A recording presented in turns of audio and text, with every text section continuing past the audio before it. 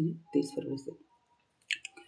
तो hello friend, कैसे हैं आप सभी। जैसा कि आप जानते हैं कि जीडी आपका 23 फरवरी से स्टार्ट होने वाला है, तो उसी को ध्यान में रखते हुए मैंने आपके लिए 20 क्वेश्चन मैथ के लिए हैं, जो कि आपके लिए बहुत इंपॉर्टेंट है, एडिक्विटी पैटर्न पे है और नए लेटेस्ट के हिसाब से है। तो आप वीडियो पॉज करके और 20 में पहले आप अटैम्प्ट कीजिए और देखिए कि आप 20 में से कितने कर पाते हैं। लास्ट तक वीडियो में ज़रूर बने रहिएगा। मैं उम्मीद करता हूँ कि अगर आप 30 दिन इस चैनल पर टिक जाते हैं तो मैं आपकी मैथ में 20 में से 20 कंप्लीट करवाने का वादा लेता हूँ, अगर आप इस चैनल पे टिके रहें और लगातार वीडियो देखते रहें। तो आइए देखिए, पहला क्वेश्चन है, एक विक्रेता 300 में से 300 रुपये में 20 सेब खरीदता है और उन्हें 300 रुपये में 15 की दर में बेचता है। 300 रुपये का लाभ अर्जित करने के लिए कितने सेब खरीदने और बेचे जाने चाहिए। तो वीडियो को पॉज करें और खुद ट्राई करें, उसके बाद सॉल्यूशन देखें। तो देखिए, हम इसका सॉल्यूशन देखते हैं। 300 रुपये में से 20 सेब खरीदता है, 300 रुपये में, यानी 300 रुपये में 20 सेब खरीदता है, तो एक सेब कितने का खरीदेगा, 15 रुपये। तो एक सेब आपका 15 रुपये में हो गया और 300 रुपये में 15 की दर से बेचता है, यानी 300 रुपये में 15 की दर से, तो 15 दूनी 30, यानी 20 रुपये में, यानी एक सेब 15 का खरीदता है और 20 रुपये का बेचता है। तो ये आपका एसपी हो गया, ये आपका सीपी हो गया। तो यहाँ पे आपका गैप देखिए कितना है, 5 रुपये का, यानी एक सेब पे उसे 5 रुपये का फ़ायदा होता है। तो हमें 300 रुपये का फ़ायदा चाहिए, तो 300 रुपये का फ़ायदा चाहिए, तो 300 रुपये में हम 5 से डिवाइड दे देंगे, तो 5 एक 30, यानी 60। तो यानी हमारे पास 60 सेब आ जाएंगे। 60 सेब हमें खरीदने और बेचने होंगे, जिससे हम 300 रुपये का फ़ायदा कमा पाएंगे। क्वेश्चन नंबर 2 देखिए, एक कंपनी में 30 कर्मचारी का प्रतिमाह औसत वेतन 4,000 रुपये है। यदि प्रबंधक के वेतन को जोड़ दिया जाए तो औसत वेतन बढ़कर 4,300 रुपये हो जाता है। तो प्रबंधन का वेतन ज्ञात कीजिए।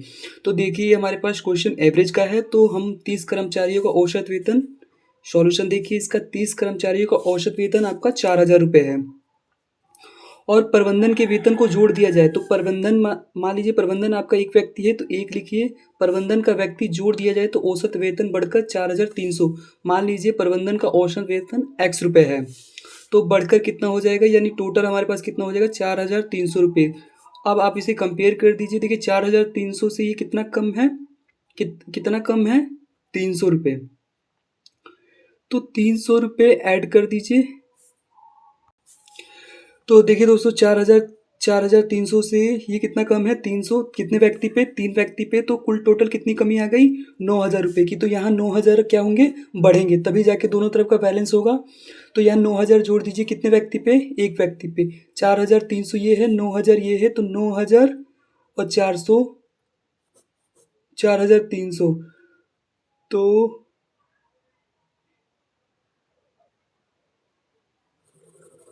देखिए 9,000 और 4,300 ये जोड़ के हमारे पास कितना हो जाएगा, 9 4 13, 13,300 एक्स का मान आ जाएगा। तो 13,300 हमारा आंसर सही होगा।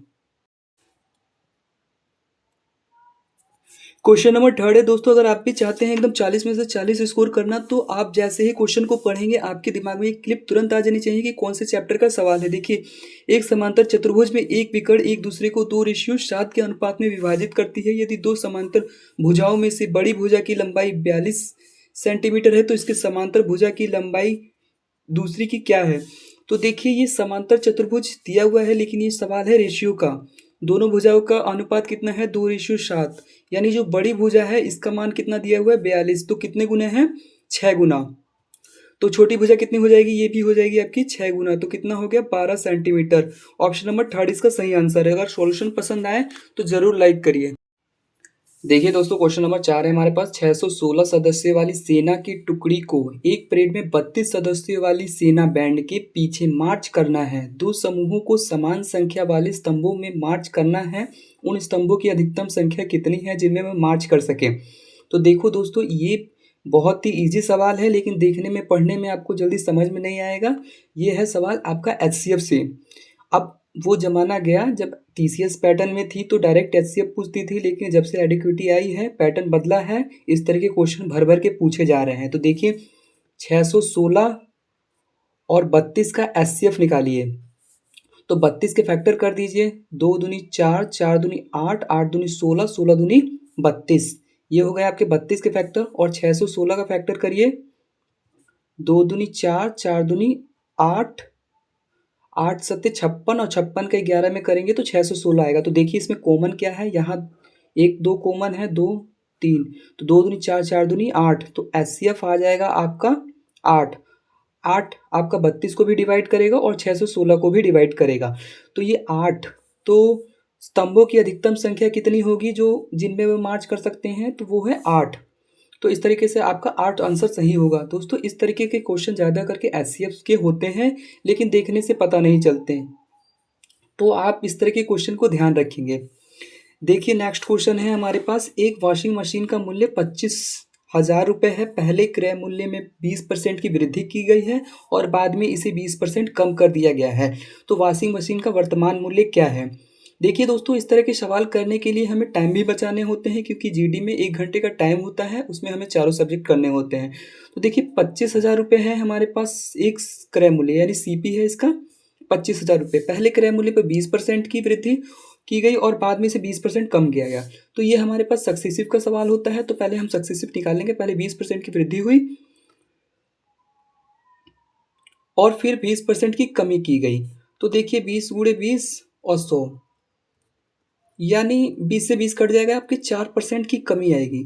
तो हमें 25,000 का 4% निकाल के घटा लो, या डायरेक्ट इसका 96% आप निकाल सकते हैं। तो देखिए 00 से 00 कट गया और 96 की 25 में गुणा कर दीजिए। तो 96 25, 25 चौक 100, 25 25 125, 25 एक 150, और 25 का पहाड़ा आप 9 बार पढ़ेंगे तो 100 225 आएगा, उसमें 15 जोड़ दीजिए। तो 5 5 10 का 0, 2 1 3 और 1 4 2, तो यानी 2 4 0, यानी 2 4 0 और 1 0, ये 24,000 हमारे पास आंसर होगा। तो देखिए 24,000 आपका सही आंसर है। आप यहाँ पे 96% डायरेक्ट निकाल सकते हैं, या 25,000 का 4% निकाल के 25,000 में घटा देंगे, फिर भी 24,000 ही आंसर आएगा। नेक्स्ट क्वेश्चन है क्वेश्चन नंबर 6। देखिए, यदि आप 5 वर्ष का साधारण ब्याज मूलधन के 20% के बराबर है, तो यह कितने वर्षों में मूलधन के बराबर हो जाएगा? देखिए क्या कह रहा है, यदि 5 वर्षों का साधारण ब्याज मूलधन के 20% के बराबर है। देखिए आप मूलधन को मान लीजिए 100 रुपये है, तो 5 वर्षों का साधारण ब्याज मान लीजिए आपका 8%।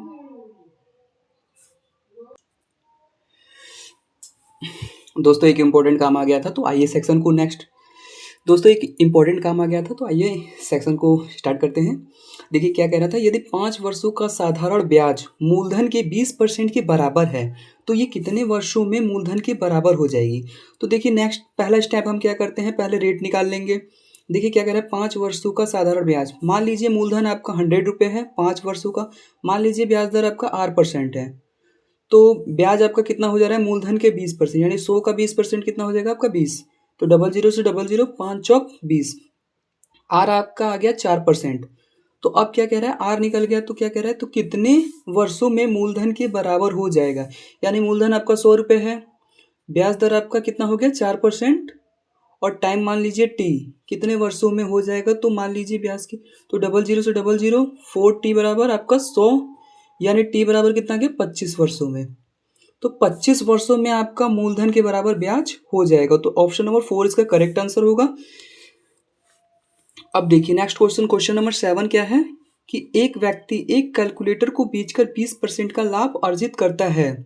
यदि उस कैलकुलेटर को दोगुने मूल्य पर बेचता है तो लाभ प्रतिशत कितना होगा? सेक्शन को पॉज करिए और खुद से अटेम्प्ट कीजिए, उसके बाद सॉल्यूशन देखिए।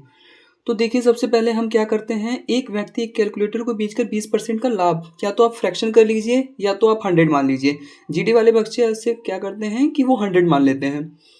तो एक कैलकुलेटर को बेचकर 20% का लाभ अर्जित करती है। तो मान लीजिए पहले सीपी आपका 100 था, तो आप 20% का लाभ अर्जित कर रहे हैं, तो यानी एसपी आपका कितना हो जाएगा 120। उसके बाद देखिए, यदि उस कैलकुलेटर को दोगुने मूल्य पर बेचा जाता है, यानी पहले आप 120 रुपये का बेच रहे थे, आप दोगुने पर बेचेंगे तो कितना का बेचेंगे 240, यानी अब आपका एसपी हो गया 240 और सीपी कितना है 100। तो यहाँ से आप फ्रैक्शन ले लीजिए, 0 से 0 कट गया, 2 25 10 12, यानी 5 का सामान आप कितने में बेच रहे हैं? 12 का। कितना फ़ायदा हुआ? 7 का। कितने पे? 5 का। गुणे 100 तो 5 दूनी 10, 7 दूनी 14, 140% का आपको फ़ायदा होगा। ऑप्शन नंबर 1 यहाँ सही है। देखिए दोस्तों, एक क्वेश्चन है, किसी धनराशि पर दूसरे वर्ष के अंत में 10% वार्षिक दर से अर्जित चक्रवृद्धि ब्याज और साधारण ब्याज के बीच का अंतर जो है 20 रुपये है, तो धनराशि क्या होगी? तो ऐसे क्वेश्चन आजकल एडवोकेटी बहुत पूछ रहा है, तो जीडी में भी 100% ये क्वेश्चन पूछने वाला है। तो देखिए, इसका सबसे सिंपल फॉर्मूला होता है, अगर आपको 2 वर्षों का पूछ रहा है तो आप इसका सक्सेसिव ले लीजिए। देखिए 10-10 का सक्सेसिव आप लेंगे तो 10 गुणे 10 बटा 100 कितना आ जाएगा? 1। जो 1% होता है ना, इसी का वैल्यू ये 20 दिया होता है। तो 1% की वैल्यू कितनी है? 20। तो 100% का वैल्यू निकालेंगे तो 2 जीरो से और मल्टीप्लाई कर दीजिए, यानी आपका जो धनराशि है, यानी आपका जो धनराशि है वो कितना हो जाएगा? 2000 रुपये। तो 2000 रुपये इसका करेक्ट आंसर है। क्वेश्चन नंबर 9 देखिए। देखिए 5 परीक्षकों x, x+2, x+4, x+6, x+8 का औसत कितना है? 11 है। तो अंतिम 3 परीक्षकों का औसत कितना होगा? तो अंतिम 3 परीक्षकों का पूछ रहा है, यानी इन तीनों का पूछ रहा है। तो पहले देखिए हम x का मान निकालेंगे। तो x का मान बहुत निकालना सिंपल होता है। देखिए औसत का फॉर्मूला क्या होता है? फॉर्मूला से जाइए आप लोग। औसत का फॉर्मूला होता है पदों का योग बटे पदों की संख्या। जहाँ कुछ समझना है वहाँ बेसिक चले जाइए, क्योंकि अक्सर हम ट्रिक में भूलते रहते हैं। तो देखिए x का मान निकालेंगे, पहले हम पदों का योग करेंगे तो x वाले एक साथ जोड़ते हैं। तो 1x, 2x, 3x, 4x, 5x, तो कितना हो गया? 5x। x को एक तरफ जोड़िए, 2 4 2 6 6 6 12 12 8 20। और पदों की संख्या कितनी है? 1 2 3 4 5। 5 बटा के औसत कितना दिया हुआ है? 11। तो 5x प्लस 20, 11 पचे कितना हो जाएगा? 55। अब 55 में से 20 घटाएंगे तो कितना बचेगा? 35। तो x बराबर हमारा कितना आ जाएगा? 7। देखिए x का मान 7 रखें यहाँ पे, 7 4 कितना हो जाएगा? 11। यहाँ पे 7 रखेंगे तो 6 6 12 और 1 13, और यहाँ पे 7 रखेंगे तो 7 7 14 1 15। अब इन तीनों को जोड़ के 3 से भाग भी दीजिए।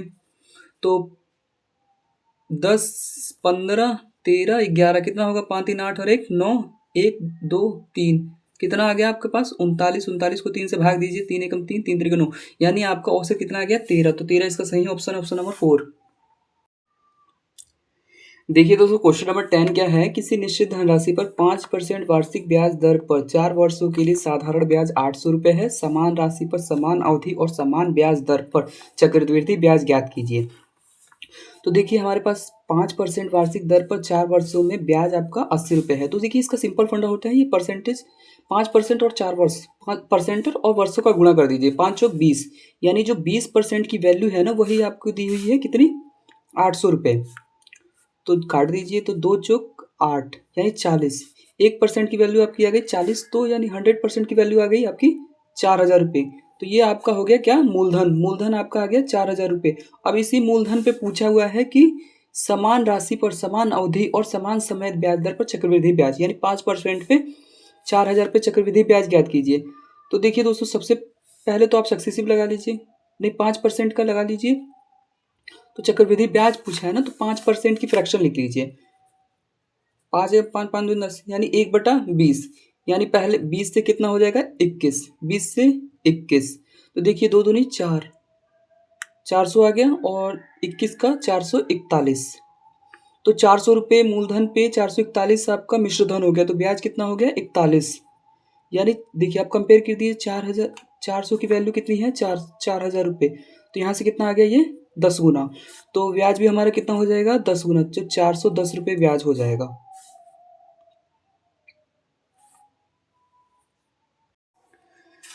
तो दोस्तों इसका करेक्ट आंसर होगा, ये ऑप्शन गलत है, इसका करेक्ट ऑप्शन होगा 410। अब देखिए एक सिंप्लीफिकेशन का क्वेश्चन है। तो सिंप्लीफिकेशन में हम सबसे पहले ये छोटे कोष्ठक को, फिर उसके बाद मझले कोष्ठक को, उसके बाद बड़े कोष्ठक को ओपन करते हैं। तो सबसे पहले हम छोटे कोष्ठक को ओपन करेंगे। तो देखिए अब इसका गुणा कर लीजिए, ये आपका होमवर्क है, आप इसको घर पे सॉल्व कर लीजिएगा, क्योंकि इसमें बस गुणा भाग होता है, इसमें कोई कॉन्सेप्ट नहीं होता है, ये आपके गुणे भाग पे डिपेंड करता है। तो देखिए दोस्तों, क्वेश्चन नंबर 13 क्या कह रहा है, 56 सेंटीमीटर ऊंचाई और 28 सेंटीमीटर आधार वाले बेलन का आयतन ज्ञात कीजिए। तो ऐसे क्वेश्चन में दोस्तों टाइम बचाने के लिए पहले हम 22 का मल्टीपल चेक कर लेते हैं। यहाँ पे बहुत ज़्यादा संख्या है तो मैं आपको डायरेक्टली सॉल्व करके बता रहा हूँ। अगर आपके पास ऐसे क्वेश्चन में टाइम कम हो तो आप 11 का मल्टीपल चेक कर सकते हैं। तो देखिए, बेलन का आयतन का फॉर्मूला क्या होता है, पाई आर स्क्वायर एच। यहाँ पे पाई 22/7 होता है, जो कि 11 जल्दी कटता नहीं है, तो इसलिए यहाँ पे 11 का मल्टीपल छुपा होता है। तो पाई का मान 22/7, आर स्क्वायर क्या है, आधार की त्रिज्या आपकी 28 दे रखी है, तो 28 गुणे 28 करेंगे हम, और एच आपका 56 है। तो देखिए 7 8 56, यहाँ पे यूनिट डिजिट अलग अलग है तो हम पूरा गुणा नहीं करेंगे, यूनिट डिजिट से चेक कर लेंगे। तो देखिए 2 8 16 का 6, 8 25 40, 8 6 48 का 8, 8 8 64, यानी लास्ट डिजिट कितना है आपका 4 है। तो ऑप्शन नंबर 4 सही आंसर होगा। आप भी यही मेथड फॉलो करिए क्योंकि गुणा करने में बहुत ज़्यादा समय बर्बाद होता है। या तो आप 11 का मल्टीपल चेक कर लीजिए या लास्ट डिजिट से आंसर चेक कर लीजिए, दोनों में से कोई ना कोई मिल जाएगा। क्योंकि समय कम होता है तो एग्जामिनर इस बात का खास ख्याल रखता है। अब देखिए नेक्स्ट क्वेश्चन है, एक ठोस शंकु का आयतन 96 पाई सेंटीमीटर क्यूब है और इसकी ऊंचाई 8 सेंटीमीटर है। इसका संपूर्ण पृष्ठीय क्षेत्रफल सेंटीमीटर कितना होगा। एक ठोस शंकु का आयतन, देखिए शंकु का आयतन कितना होता है, 1/3 पाई आर स्क्वायर एच। इसका मान दिया हुआ है 96 पाई। देखिए पाई से पाई कैंसिल हो जाएगा, आर स्क्वायर, आर का मान हमको निकालना है आर स्क्वायर, एच का मान दे रखा है 8 और 96, ये 3 इधर चला जाएगा तो 96 गुणे 3। देखिए आर स्क्वायर का मान आ जाएगा 96 गुणे 3/8। देखिए 8 से ये कट जाएगा, 8 का 8, 8 दूनी 16, तो 12 तिया कितना हो गया 36, यानी आर का मान आपका 6 आ जाएगा। अब देखिए इसका संपूर्ण पृष्ठीय क्षेत्रफल पूछा हुआ है, तो बेलन शंकु के संपूर्ण पृष्ठीय क्षेत्रफल का फॉर्मूला होता है शंकु का पृष्ठीय क्षेत्रफल, शंकु का संपूर्ण पृष्ठीय क्षेत्रफल पूछा है, संपूर्ण पृष्ठीय क्षेत्रफल। तो इसका फॉर्मूला हो जाएगा pi R L plus pi R square. देखिए पाई यहाँ से कॉमन हो जाएगा, आर आप कॉमन कर लीजिए, एल प्लस आर। देखिए एल यहाँ पे तिर्यक ऊंचाई होती है तो हम इसको पाइथागोरस से निकाल लेंगे। इसकी ऊंचाई आपकी 8 सेंटीमीटर दी हुई है और ये 6 सेंटीमीटर, तो पाइथागोरस प्रमेय से ये 10 सेंटीमीटर हो जाएगा। तो देखिए दोस्तों, मैंने यहाँ पे आपका तिर्यक ऊंचाई 10 सेंटीमीटर निकाला था, तो अब हम इस फॉर्मूले पे रख देंगे। पाई को वैसे रखिए क्योंकि आंसर में समय में पाई है। तो पाई आर का मान कितना है 6, एल एल हमने निकाला, तिर्यक ऊंचाई आपका 10 है और आर का मान 6, 10 6 16, 16 25 16 96, तो 96 पाई इसका सही आंसर हो जाएगा। देखिए दोस्तों, क्वेश्चन नंबर 15 है, एक बल्लेबाज अपनी 13वीं पारी में 97 रन बनाता है जिससे उसका औसत 5 बढ़ जाता है। 13वीं पारी के बाद उसका औसत स्कोर क्या है। देखिए दोस्तों, ये एवरेज का क्वेश्चन है, ये मतलब इतना ज़्यादा फेमस क्वेश्चन है कि हर जीटी के एग्जाम में पूछता है, हर एक दूसरी शिफ्ट में आपको क्वेश्चन देखने के लिए मिल जाएगा। तो देखिए इसका सही तरीका क्या होता है, मान लीजिए 12वीं पारी तक उसका औसत x था और 13वीं पारी में उसने 97 रन बनाए जिससे उसका औसत 5 बढ़ जाता है। पहले x था तो अब x + 5 हो गया। तो देखिए हम 12 को x से गुणा कर देंगे, फिर 97 की 1 से गुणा कर देंगे और फिर पदों का योग बटे पदों की संख्या, 12 और 1 13। तो देखिए पदों का योग बटे पदों की संख्या 12 और 1 13 हो जाएगा और औसत हमें दिया हुआ है x + 5। तो 13 की इधर मल्टीप्लाई कर देंगे तो 12x + 97 गुणे 13x + 13 25 कितना होगा 65। अब देखिए इधर करेंगे तो ये 97 - 65 बराबर कितना आ जाएगा, 12 में 13 में से 12 गया x, तो ये आपका 7 में से 5 गया 2, 9 में से 6 गया 3, तो ये x का मान 32 आ गया। तो औसत हमारा x + 5 है, तो x का मान हमारा 32 आया, 32 + 5 कितना हो जाएगा 37। तो इसका एवरेज कितना हो जाएगा दोस्तों 37। बहुत ही इंपॉर्टेंट क्वेश्चन है और बहुत ही ज़्यादा इसका इंपॉर्टेंट मेथड है, तो आप भी इसी मेथड से करिएगा। अब देखिए नेक्स्ट क्वेश्चन है, x का वो न्यूनतम मान क्या है जिसके लिए 5 अंकों की संख्या 9 से विभाजित है। तो 9 से विभाजन का रूल होता है, आप अंकों को जोड़ के 9 से भाग दे देते हैं।